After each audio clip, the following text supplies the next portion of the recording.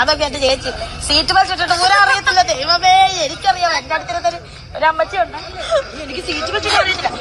അതിനെ ഇങ്ങോട്ട് തുറക്കാൻ പറ്റും. തുറന്നിട്ട് എവിടെയാ മുത്തണ്ടെന്ന് അറിയില്ല.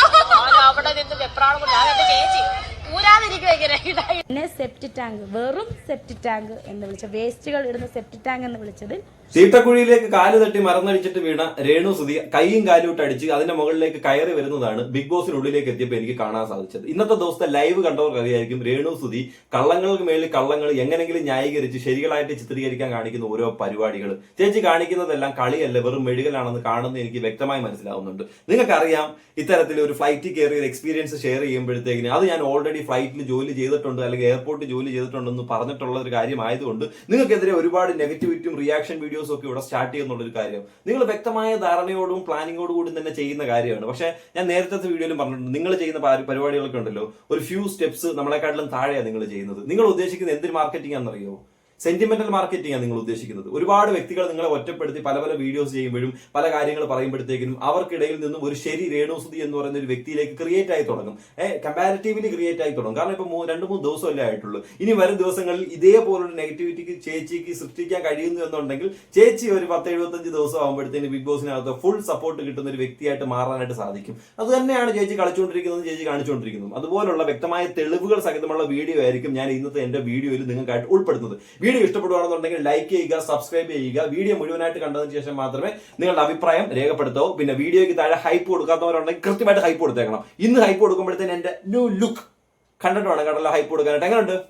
ഞാൻ എന്റെ കമ്മ്യൂണിറ്റിയിൽ ഒരു ഫോട്ടോ പോസ്റ്റ് ചെയ്തിട്ടുണ്ടായിരുന്നു. കുറച്ചധികം ആൾക്കാർ നല്ലതാണെന്നൊക്കെ പറഞ്ഞിട്ടുണ്ട്, കുറച്ചധികം ആൾക്കാർ ബംഗാളി എന്നൊക്കെ പറഞ്ഞിട്ടുണ്ട്. വല്ല പണിയൊക്കെ ഉണ്ടെങ്കിൽ വിളിക്ക്. യൂട്യൂബൊക്കെ ഇവന്മാർ നിർത്തി ഇവന്മാർ ഇതെല്ലാം പൂട്ടിക്കെട്ടിക്കൊണ്ട് കളയും. ഒരു ദിവസം കളഞ്ഞ് കഴിയുമ്പോഴത്തേക്ക് ഒരു പണി കൂലി ഒന്നും അറിയത്തില്ല. എക്സ്പീരിയൻസ് വല്ല പ്രൈവറ്റ് ജോലി ചെയ്തുകൊണ്ടിരുന്നത് അവന് ഇപ്പൊ ഇത്ര വലിയൊരു ഗ്യാപ്പ് വേണം, ഒരു എക്സ്പീരിയൻസ് പോലും കിട്ടത്തില്ല. ഇനി വല്ല ഞാൻ എക്സിക്യൂട്ടീവായിട്ട് ഇനി പോകേണ്ട അവസ്ഥയായിരിക്കും ഉണ്ടാകുന്നത്. അതുകൊണ്ട് നിങ്ങൾ എന്തെങ്കിലുമൊക്കെ ചെയ്ത് നമ്മളൊന്ന് സഹായിക്കണം കേട്ടോ. എന്തെങ്കിലുമൊക്കെ വല്ല പണികളോ എന്തെങ്കിലുമൊക്കെ ഉണ്ടെങ്കിൽ വിളിക്കുക. സെപ്റ്റി ടാങ്ക് ആ പരിപാടി നമ്മളില്ല, അതിപ്പോ ഓൾറെഡി വേറൊരാൾ എടുത്തതുകൊണ്ട് മറ്റെന്തെങ്കിലും പരിപാടികൾ കാണുന്നുണ്ടെങ്കിൽ തീർച്ചയായിട്ടും അണ്ണൻ വരാം. അണ്ണന്റെ ഇൻസ്റ്റാഗ്രാമിൽ വന്നിട്ട് മെസ്സേജ് അയച്ചാൽ മതി. അണ്ണൻ ഉറപ്പായിട്ടും വന്ന് ബാക്കി പണിയെല്ലാം ചെയ്തു തരുന്നതായിരിക്കും. അപ്പം ഇത് കഴിഞ്ഞാലുള്ള കാര്യം കേട്ടോ. ഇത് ഉണ്ടെങ്കിൽ കുഴപ്പമൊന്നുമില്ല. എന്നാൽ രേണു ചേച്ചി ബിഗ് ബോസിൽ തന്നെ വേണം. ബിഗ് ബോസ് ഇതുപോലെ തന്നെ വേണം. ഇതുപോലെ കണ്ടന്റുകൾ ഇനിയും വേണം. എന്നാലല്ലേ എനിക്ക് കുറെ വീഡിയോ ആയിട്ട് നിങ്ങൾക്ക് ഇടയിലേക്ക് വരാനും സാധിക്കൂ. നിങ്ങൾ കുറച്ച് പേര് എന്റെ വീഡിയോ കാണുമ്പോഴത്തേക്ക് നിങ്ങൾ അധികം ആസ്വദിക്കുന്നുണ്ട്, നിങ്ങൾ സന്തോഷിക്കുന്നുണ്ട്, നിങ്ങൾക്ക് ചിരി വരുന്നുണ്ട് എന്ന് പറയുമ്പോഴത്തേക്ക് മാക്സിമം എനിക്ക് ഞാൻ ചെയ്യുന്ന ഒരു വീഡിയോ ക്രിയേഷനകത്ത് വീണ്ടും വീണ്ടും ഇമ്പ്രൂവ്മെന്റ് കൊണ്ടുവരാനായിട്ട് ഞാനും ശ്രമിക്കുന്നുണ്ട്.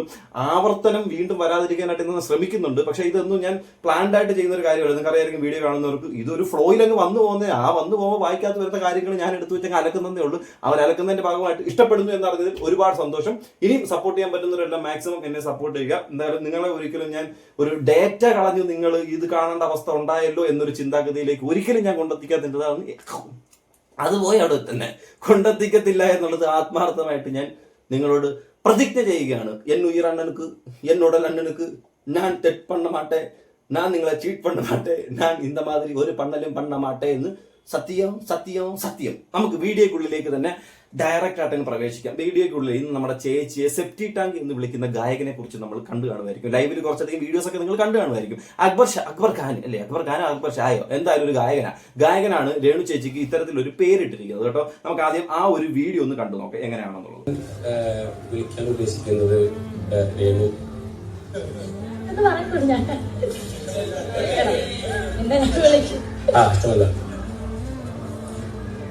രേണു ഞാൻ ഉദ്ദേശിച്ചിട്ടുള്ളത് സെപ്റ്റി ടാങ്ക് ആണ് ഇട്ട പേര്. അത് വിളിച്ചാൽ മതി. എന്റെ അടുത്ത് പേരിടാനേ പറഞ്ഞുള്ളൂ. അതായത് എനിക്ക് ഇവിടെ കുറെ ടോക്സിക് സാധനങ്ങൾ പുള്ളിക്കാരത്തിൽ ഫീൽ ചെയ്തു. അപ്പൊ നമ്മളെ മനുഷ്യന്റെ ശരീരത്തിൽ ഉണ്ടാവുന്ന വേസ്റ്റുകളൊക്കെ അവിടെ ഡംപ് ചെയ്യുന്നു. അപ്പൊ അതുകൊണ്ട് എനിക്കത് ഫീൽ ചെയ്യാൻ പറഞ്ഞു. എന്തായാലും ഒരു 3-4 പേര് അതിനകത്ത് കൈയടിക്കുന്നുണ്ട്. എന്നാലും ഒരു ഭൂരിഭാഗം ആൾക്കാർക്കും കൈയടിക്കാനായിട്ട് തോന്നിയില്ല. നമ്മൾ ഒരാളെ കളിയാക്കുമ്പോഴും എടുക്കുമ്പോഴും ഇത്തരത്തിലൊരു പേര് ചിലപ്പോൾ അദ്ദേഹത്തെ വൈകാരികമായിട്ട് ബുദ്ധിമുട്ടുണ്ടാക്കിയേക്കാം. അത് ബുദ്ധിമുട്ടുണ്ടായിട്ടുണ്ട്. കാരണം ഈ പുള്ളിക്കാർ തിരിച്ച് ഒരു പട്ടി എന്നൊരു പേര് വരുന്ന ഒരു പ്രയോഗം എന്തായാലും പ്രയോഗിച്ചിട്ടുള്ളത്. അപ്പം വേട്ടപ്പട്ടി അങ്ങനെ പ്രയോഗിച്ചപ്പോഴത്തേന് എന്തായാലും ഓൾറെഡി 2 പേരുടെ കാര്യം ഒന്ന് ടാലി ആയിട്ട് വന്നു. അങ്ങനെ പറയാതെ ഏതെങ്കിലും ഒരു സൽഗുണ സമ്പന്നന്റെ പേരോ അത്തരത്തിലുള്ള ഒരു ഉദാഹരണമാണ് രേണു സുധി തിരിച്ച് ഈ പറയുന്ന അക്ബറിനെതിരെ പറയുന്നതെങ്കിൽ രേണുവിന്റെ സപ്പോർട്ട് വീണ്ടും അതിക്രമിച്ചേനായിരുന്നു. സീരിയസ്ലി അതിക്രമിച്ചേനായിരുന്നു. പക്ഷെ പുള്ളിക്കാരി അതിനൊത്ത ഒരു പേര് ഇപ്പുറത്ത് ഇട്ട് കൊടുത്തപ്പോഴേ അപ്പൊ കറക്റ്റാണല്ലോ, 2 പേരും പറഞ്ഞത് കറക്റ്റാണല്ലോ എന്നൊരു സംഭവം ഉണ്ട്. നമ്മൾ പറയുമല്ലോ, ലവൻ എന്നെ ചീത്ത വിളിച്ച് ആര് എന്നെ ചീത്ത വിളിച്ച് അങ്ങനെ പറയുമ്പോഴത്തേന് അതിന് വല്ല അർത്ഥമുണ്ടോ? അതേ ഉള്ളൂ ചേച്ചി ഇപ്പൊ കാണിച്ചത്. ഇത് കഴിഞ്ഞിട്ടാണ് ബിഗ് ബോസിനകത്ത് ഒരു മാറ്റം ഉണ്ടായത്. അല്ലെങ്കിൽ ചേച്ചിയുടെ സൈഡിൽ നിന്ന് ഒരു ഒരു ഒരു ദൈവമേ, ഇതുവരെ ബിഗ് ബോസ് സീസണിൽ ഒരു മനുഷ്യൻ കാണിക്കാത്ത ഒരു കളി ചേച്ചി കളിച്ചത് നിങ്ങൾ കാണണം. കാരണം നിങ്ങൾ ഈ കാണുന്നത് നിങ്ങൾ ആദ്യമായിട്ടായിരിക്കും ഇതുപോലൊരു കളി കാണുന്നത്. കാരണം സ്വന്തമായിട്ട് സംസാരിക്കുക. നമ്മുടെ ഈ നാട്ടിലോ നമ്മുടെ വീട്ടിലോ ആണ് നമ്മൾ ഇരിക്കുന്നതെങ്കിൽ ഒരിക്കലും ഇങ്ങനെ സ്വന്തമായിട്ട് സംസാരിക്കത്തില്ല. നമ്മൾ ചിലപ്പോൾ മനസ്സിൽ സംസാരിക്കുമായിരിക്കും. ഇങ്ങനെ നമ്മൾ മുറ്റത്തിറങ്ങി സംസാരിക്കുകയാണെന്നുണ്ടെങ്കിൽ വഴി കൂടെ പോകുന്നവൻ പറയുമായിരിക്കും ഇവനെ ചികിത്സിക്കേണ്ട സമയം കഴിഞ്ഞു, അങ്ങനെ പറയത്തുള്ളൂ. പക്ഷെ അവിടെ ക്യാമറ ഉള്ളത് കൊണ്ട് ചേച്ചി പറയും, ആത്മകഥം പറയുന്നതാ, അറിയാതെ ഒച്ച പുറത്തേക്ക് വന്ന് നിങ്ങൾ കേൾക്കുന്നതായിരിക്കും കേട്ടോ. ഫ്രഷ് കളി ചേച്ചി. ബിഗ് ബോസ് ഇതുവരെ ആരും കളിക്കാത്ത കളിയാ. ചേച്ചിക്ക് ഈ കളി പറഞ്ഞു തന്നത് ആരാണെന്ന് ചേച്ചിയുടെ ഈ കളി കണ്ടപ്പോൾ മനസ്സിലായിട്ടുണ്ട്. കഴിഞ്ഞ തവണ ഒരു യോഗ്യതയില്ലാതെ കപ്പെടുത്തുകൊണ്ട് പോകാൻ ഇമാര് കുറെ തെണ്ടി കളികൾ ബിഗ് ബോസ് കാണിച്ചു വെച്ചിട്ടുണ്ടായിരുന്നു. അതിന്റെ വാലെ പിടിച്ചാണ് ചേച്ചി ഈ കളി കളിക്കുന്നെങ്കിൽ മടക്കി ചുരുട്ടി മറ്റേ സുധിച്ചേട്ടന്റെ പെട്ടിക്കകത്ത് മടക്കി എടുത്ത് അകത്ത് വെച്ചു. അതായിരിക്കും ഏറ്റവും നല്ലൊരു കാര്യം. ചേച്ചി ഇമാതിരി കളി മേലാ കളിക്കില്ല. നമുക്ക് അത് കണ്ടുനോക്കാം. പിന്നെ സെപ്റ്റ് ടാങ്ക്, വെറും സെപ്റ്റ് ടാങ്ക് എന്ന് വിളിച്ച, വേസ്റ്റുകൾ ഇടുന്ന സെപ്റ്റ് ടാങ്ക് എന്ന് വിളിച്ചത് നിങ്ങൾക്ക് പ്രശ്നമുണ്ടോ ഇല്ലയോ എന്നറിയില്ല. പക്ഷെ എനിക്ക് ഓക്കെ, ഞാൻ അക്സെപ്റ്റബിൾ ആണ്. അക്സെപ്റ്റ് ആകാനല്ലേ പറ്റത്തുള്ളൂ. ഗെയിമാണ്, പാർട്ട് ഓഫ് ഗെയിം. സോ ഞാൻ വേറെ ആരോടും അല്ല പറയുന്നത്, ഞാൻ എന്നോട് തന്നെ പറയുന്നു. അയ്യോ, വേറെ ആരോടുമല്ല പറയുന്നത്. ചേച്ചി അവിടെ ഇരിക്കുന്ന ഒരു ക്യാമറയെ കുറിച്ച് അറിയുന്നില്ല, മൈക്കിനെ കുറിച്ച് അറിയുന്നില്ല. എന്നിട്ടും ചേച്ചി പറയുന്നുണ്ട് നിങ്ങളോട് ആരോടും അല്ല പറയുന്നത്, ഞാൻ എന്നോട് തന്നെയാണ് പറയുന്നത്. ചേച്ചി എന്നോട് പറയുമ്പോഴത്തേനും ചേച്ചി എന്നോട് പറയണം. അതായത് സ്വന്തമായിട്ട് പറയണം. ക്യാമറയും മൈക്കും എടുത്ത് കഴുത്തി തൂക്കിയിട്ടിട്ട് പറയല്ലേ. അപ്പൊ ചേച്ചി സ്വന്തമായിട്ട് ആത്മകഥം പറയാനാണെന്നുണ്ടെങ്കിൽ എനിക്ക് തോന്നുന്നു നിങ്ങൾക്ക് കക്കൂസി പോകുന്ന സമയത്ത് ആ സാധനം ഊരി അവിടെ വെക്കാം. അങ്ങനെ പറ്റൂല. അല്ലെങ്കിൽ അവിടെ അകത്ത് കയറി ഒരു ചലാപന സൗണ്ട് ഒക്കെ പുറത്ത് മൈക്ക് കൂടെ കേൾക്കില്ല. അതുകൊണ്ട് എന്തായാലും ഊരി വെക്കാന്നാണ് എനിക്കറിയാവുന്നത്. അത് ഊരി വെച്ചിട്ട് നിങ്ങൾക്ക് അതിനകത്ത് പോയിരുന്നിട്ട് ഇതുപോലെ ആത്മകഥം പറയണം. സ്വന്തമായിട്ട് പറയുവാണല്ലോ, ആരും കേൾപ്പിക്കാൻ വേണ്ടി അല്ലല്ലോ പറയുന്നത്, സ്വന്തം ആത്മകഥ അല്ലേ പറയുന്നത്. അപ്പൊ അങ്ങനെ പറയണം. അല്ലാതെ കഴുത്തിലൊരു മൈക്കും തൂക്കിയിട്ടിട്ട് ക്യാമറയുടെ മുന്നിൽ പോയി ഇരുന്നിട്ട് മറ്റേ ഒരു മുറൈ വന്ന് പാർത്തായ തജം തജം തകജം അപ്പോഴത്തേന് മറ്റേ ആളോട് നിങ്ങൾ ഇറങ്ങി അമ്മാരി പരിപാടി ഒന്നും കാണിക്കില്ല ചേച്ചി. നിങ്ങൾ കാണിക്കുന്ന കളി കാണുമ്പോഴത്തേന് ചീപ്പ് കളി ചെയ്ത് കേട്ടോ. ഇങ്ങനെ പറയുന്നു കാരണം നമ്മളൊക്കെ മനുഷ്യരാണ്. എല്ലാവർക്കും പേര് കിട്ടി, ക്യൂട്ടി പൈ, ക്യൂട്ടി അത്. ദൈവമേ നോക്കടാ, ക്രിസ്ത്യൻ പള്ളിയുടെ മതിൽ എഴുതി വെക്കേണ്ട വചനമാ. നമ്മളൊക്കെ മനുഷ്യരാണ്, വികാരവും വിചാരവും ഉണ്ട്. എന്റെ പൊന്ന്, എവിടെയായിരുന്നു ചേച്ചി ഇത്ര നാൾ? എവിടെയായിരുന്നു? ഇല്ലെങ്കിൽ വളരെ തീരാ നഷ്ടമായി പോയേനും. നമുക്ക് ഐസക് ന്യൂട്ടൺ വന്നില്ലായിരുന്നെങ്കിൽ എത്രത്തോളം നഷ്ടം സംഭവിച്ചായിരുന്നു. അതിനുപരി നഷ്ടമായിരുന്നാലും രേണു എന്ന് പറഞ്ഞൊരു വ്യക്തി രേണു സുധിയിലേക്ക് ഇവിടെ എത്തിയില്ലായിരുന്നെങ്കിൽ ഉള്ളൊരു കാര്യം.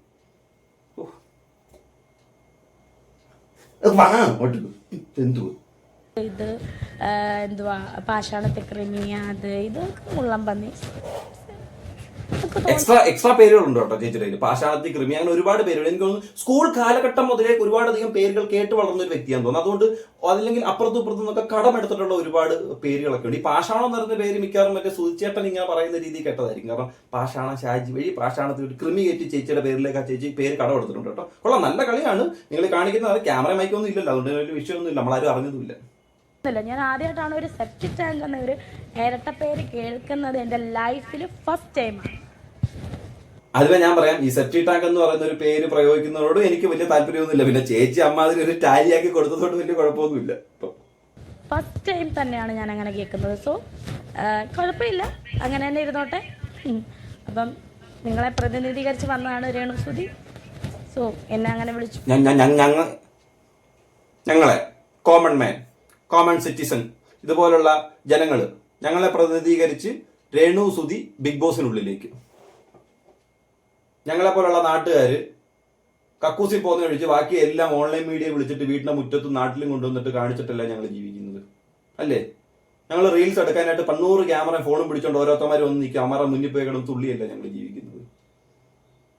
ഒരു ക്വാളിറ്റി ഇല്ലാത്ത കുറെ അധികം ഷോർട്ട് ഫിലിമിലും പാട്ടിലും ഒക്കെ ഓടി നടന്ന് തെണ്ടി തിരിഞ്ഞിടന്ന് അഭിനയിച്ചോണ്ടല്ലേ ഈ നാട്ടിൽ നാട്ടുകാർ ജീവിക്കുന്നതും നാട്ടുകാർ വരുമാനം ഉണ്ടാക്കുന്നത്, അല്ലേ? അങ്ങനെയാണെന്നുണ്ടെങ്കിൽ നിങ്ങൾ പറഞ്ഞതിനകത്ത് ഞങ്ങളെ പ്രതിനിധീകരിച്ചാണ് നിങ്ങൾ പോയെന്ന് പറയാം. നിങ്ങൾ എന്തോ ഞങ്ങളെ പ്രതിനിധീകരിച്ചു പോയത്? ഈ നാട്ടുകാർ ഭർത്താക്കന്മാര് മരിച്ച ആൾക്കാരാണോ? അങ്ങനെ ഒരു കൂട്ടം സമൂഹത്തെ പ്രതിനിധീകരിച്ചാണ് നിങ്ങൾ പോയത്? അങ്ങനെയാണോ നിങ്ങൾ പോയത്? ഈ നാട്ടില് നിങ്ങളുടെ ജീവിതം എടുത്തു വെച്ച് നിങ്ങൾ പുസ്തകമാക്കുകയല്ല, നിങ്ങൾ ജീവിതം എടുത്തു വെച്ച് ഓൺലൈൻ മീഡിയക്കുള്ളിൽ തുറന്നു കാണിച്ച് നിങ്ങൾ എടുത്തിട്ട് പരിശോധിക്കുക, നിങ്ങൾ എടുത്തിട്ട് നോക്ക്, നിങ്ങൾ എടുത്തിട്ട് കാണിക്ക്. അതിനിടയിൽ കൂടെ ഞാൻ കുറെ സാധനങ്ങൾ അങ്ങ് അടിച്ചു വിടാം. ഞാൻ ഒരു വ്യക്തി മരിച്ചുവെങ്കിൽ ആ വ്യക്തി എന്റെ ജീവിതത്തിലേക്ക് ഞാൻ മാർക്കറ്റ് ചെയ്യാന്ന് അങ്ങനെ എടുത്തു വെച്ച് കാണിച്ചതാ. അങ്ങനെ എടുത്തു വെച്ച് കാണിച്ച് നിങ്ങൾ ബിഗ് ബോസ് എന്ന് പറഞ്ഞ സ്റ്റേജിലേക്ക്, അതായത് 80% നെഗറ്റിവിറ്റിയോട് കൂടി ബിഗ് ബോസിനുള്ളിലേക്ക് പോയിട്ട് അവിടെ ചെന്നിട്ട് ഞങ്ങളെ പ്രതിനിധീകരിച്ച് ചെല്ലുന്നതാ. നീ പ്രതികരിക്കുന്ന ആരാന്നറിയോ? ലാലൻ ജോസ് പെരേരയെ അതുപോലെ കിടന്ന് എന്ന് പറഞ്ഞിട്ട് ക്യാമറ മുന്നിട്ടുള്ളൂ അവനെയൊക്കെ പ്രതികരിച്ചല്ല, അല്ലാതെ ഞങ്ങളൊന്നും പ്രതികരിച്ചെല്ലുന്ന കാര്യമൊന്നുമില്ല കേട്ടോ. അയ്യേ, എന്നാലും പ്രതികരിച്ചെല്ലുന്ന സാധനത്തിന് നോക്ക്. അങ്ങനെയാണ് വല്ല നല്ല സാധനത്തിന് ഞങ്ങൾ പറഞ്ഞായിരുന്നു. കുഴപ്പമില്ല, no problem. Thank you so much.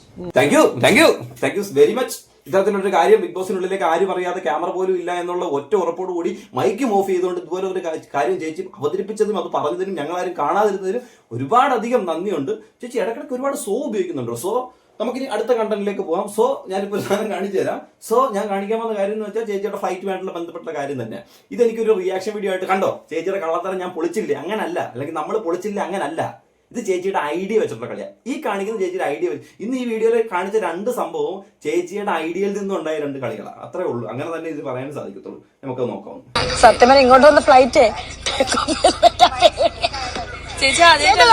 രണ്ടാമത്തെ തവണ ആദ്യമായിരുന്നു ആ ഒരു ഏവിയേഷൻ ടൈമില്. അത് പക്ഷെ എല്ലാരും ഉണ്ടായിരുന്നില്ല, കൂട്ടുകാരൊക്കെ. ഞാനിങ്ങനെ അയ്യോ കർത്താവേ ഇതങ്ങനെ പറയാൻ പറ്റത്തില്ലല്ലോ. നിങ്ങൾക്ക് തോന്നുന്നുണ്ടോ ചേച്ചി വന്നിട്ട് സീറ്റ് ബെൽറ്റ് പറയുന്നത് ഇടാൻ പറ്റാതെ പറയുമ്പോഴത്തേക്കിന് അത് ഞാൻ ഓൾറെഡി ഏവിയേഷൻ ജോലി ചെയ്തിട്ടുണ്ട് എന്ന് പറയുന്നതുമായിട്ട് കമ്പയർ ചെയ്യാതിരിക്കും എന്നുള്ളൊരു കാര്യം? ഇത് ഇന്റൻഷ്യലി സംസാരിക്കുന്ന നടന്നിട്ട് ഞാൻ ഇനിയിപ്പോ എന്തായാലും വീണ്ടും കിടന്ന് ഉരുണ്ടില്ല, അതങ്ങ് ഉരുണ്ട് ഇതിനകത്തോടെ അങ്ങ് തെളിഞ്ഞു പോകണമെങ്കിൽ തെളിഞ്ഞു പോട്ടെന്നും പറഞ്ഞിട്ടാണ് ഇത്ര എക്സ്പ്രസ്ഡ് ആയിട്ട് ഇത്രയധികം കോമഡികൾ ആഡ് ചെയ്ത് നോർമലി രേണു സുധി ബിഗ് ബോസിനുള്ളിൽ സംസാരിക്കുന്നതിനെക്കാട്ടിലും ലൗഡായിട്ട് ഈ ഒരു കാര്യം സംസാരിക്കുന്നത്. ചേച്ചി മൂള ഇല്ലാത്തവരടുത്ത് പോയി ചേച്ചി കാണിച്ചാൽ നമുക്ക് മനസ്സിലാവും. ഈ കാണിക്കുന്ന പരിപാടിയൊക്കെ എന്തോ നമുക്ക് മനസ്സിലാവും കേട്ടോ. എന്തോ ചെയ്യാനാ? ഞാനൊക്കെ എന്റെ ചേച്ചി സീറ്റ് ബെൽറ്റ് ഇട്ടിട്ട് ഊരാ അറിയത്തില്ല. ദൈവമേ എനിക്കറിയാം. എന്റെ അടുത്തിരുന്നൊരു ഒരമ്മച്ചി ഉണ്ട്, എനിക്ക് സീറ്റ് ബെൽറ്റ് അറിയത്തില്ല. ആ സാധനം ഇങ്ങോട്ട് തുറക്കാൻ പറ്റും, തുറന്നിട്ട് എവിടെയാ കുത്തണ്ടെന്ന് അറിയില്ല. അവിടെ നിന്ന് വെപ്രാളം. ഞാൻ എന്റെ ചേച്ചി നിഷ്കളങ്കതയുടെ നിറകുടം. ഒരുപാട് ആൾക്കാർ കമന്റ് വരുന്നുണ്ട്, നിഷ്കളങ്കമായ ഒരു പെണ്ണിനെ നിങ്ങൾ എന്തിനാണ് ഇങ്ങനെയൊക്കെ പറയുന്നതെന്ന്. കാരണം ക്ലിയർ ആയിട്ട് അറിയാം. ഫ്ലവേഴ്സ് എന്ന് പറഞ്ഞൊരു ഷോയിൽ വന്നിട്ടാണ് ഇവർ പറഞ്ഞത് ഞാൻ ഇന്ന സ്ഥലത്ത് ജോലി ചെയ്തിട്ടുണ്ടെന്ന്.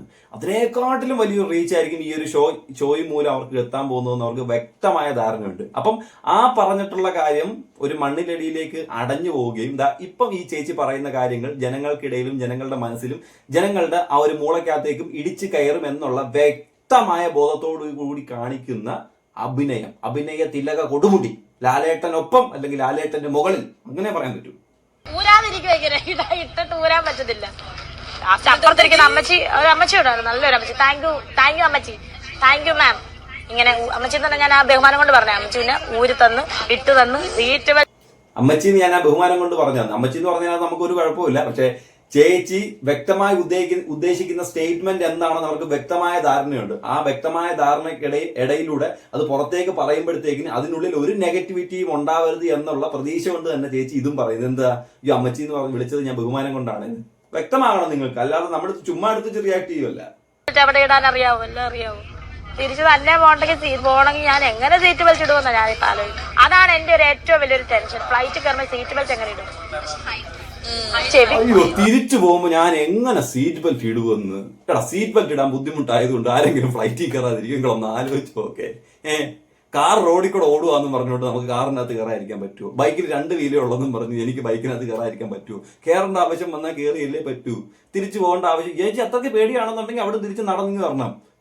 ഉണ്ണിക്കണ്ണൻ ചെന്നൈയിൽ നിന്ന് നടന്ന് ഇവിടെ വന്നാണ് ചേച്ചി ബിഗ് ബോസിന്റെ കപ്പോ എന്തോ കിട്ടുന്നതെന്ന് വെച്ചാൽ പണപ്പെട്ടി അതും കൈ പിടിച്ചോണ്ട് ഒറ്റ നടത്ത ഹൈവേ കൂടെ നേരെ വന്ന് എവിടെ കന്യാകുമാരി വന്ന് വളഞ്ഞു കയറി ഇന്ത്യയിലൊന്ന് തിരുവനന്തപുരത്ത് വന്ന് കറങ്ങി ചേച്ചിയുടെ വീട് എവിടെയാണെന്ന് വെച്ചാൽ അങ്ങോട്ട് പോകണം. ഞാനിയാങ്കുടിയിലോട്ട് അങ്ങ് പോകണം. അവിടെ കുറെ പേര് ഫ്ലക്സ് ഒക്കെ അടിച്ചു വെച്ച് ചേച്ചിയെ സ്വീകരിക്കാനായിട്ട് അവിടെ നിൽക്കുമായിരിക്കും. അങ്ങനെ വേണം. കാരണം നിങ്ങൾക്ക് സീറ്റ് ബെൽറ്റ് ഇടാൻ പേടിയാണ്, അത് നമുക്ക് മനസ്സിലായി. ചേച്ചി ഇതിനു മുമ്പ് ഇന്റർവ്യൂ പറഞ്ഞിട്ടുള്ള കാര്യമാണ്. രേണു പറഞ്ഞായിരുന്നു ഞാൻ എന്നെ കൊണ്ട് കഴിയാത്തതായിട്ട് ഒന്നുമില്ല, ഞാൻ അതെല്ലാം ഭയങ്കര ത്രില്ലോട് കൂടി ഞാൻ വലിയൊരു വാശിയോട് കൂടി ഇതെടുത്ത് മുന്നോട്ട് ചെയ്യുന്നു. അങ്ങനെ പറയുന്ന ഒരാളാണ് ഇല്ലേ ഭയങ്കര ഒരു നിഷ്കളങ്കതയായിട്ട് വന്നത്. എനിക്ക് സീറ്റ് ബെൽറ്റ് ഇടാത്തതുകൊണ്ട് ഞാൻ ഇനി എങ്ങനെ ഫ്ലൈറ്റിൽ കയറുമോ എന്തോ. അയ്യോ, ഈ പഴയ സിനിമയിലെ കാണിക്കുമല്ലോ വലിയ പവറുള്ള പെണ്ണുങ്ങളൊക്കെ. എന്റെ ഭർത്താവ് ഇന്നലെ വന്നപ്പോഴത്തേക്ക് സാൻ ഫ്രാൻസിസ്കോയിൽ നിന്ന് ഇത്രയുള്ള ഒരു വിസ്കിയാണ് കൊണ്ടുവന്നത്, ആ വിസ്കിയുടെ കുപ്പിയുടെ അടപ്പെടുന്നത് ഇത്രയും വരുന്നതായിരുന്നു. അങ്ങനെയൊക്കെയാണ് സംസാരിക്കുന്ന നടക്കും. തെച്ചൊന്ന് പോയേ. ചുമ്മാ നമുക്കറിയാം ചേച്ചി ഏതാണ് മണ്ടത്തരം കൊണ്ട് പറയുന്നതും ഏതാണ് മണ്ടത്തരം എന്ന് ഉദ്ദേശിച്ചുകൊണ്ട് അതേ ഇന്റൻഷനോട് കൂടി സംസാരിക്കുന്ന കാര്യങ്ങൾ എന്തൊക്കെയാണെന്നുള്ളത്. ഞാൻ ഇന്നത്തെ ബിഗ് ബോസിനകത്ത് നമുക്കിനി മെയിനായിട്ട് കാണുന്ന കാര്യങ്ങൾ. പക്ഷേ ചേച്ചി പരിപാടി നമുക്ക് മനസ്സിലാവുന്നുണ്ട്. അങ്ങനെ അവസാനിപ്പിച്ചേക്കാം, കൊള്ളത്തില്ല. ഇനിയും ഇതുപോലുള്ള സംഭവങ്ങൾ എടുത്തുകൊണ്ട് ഞാൻ വീഡിയോ ചെയ്ത് തന്നെ ചെയ്യും.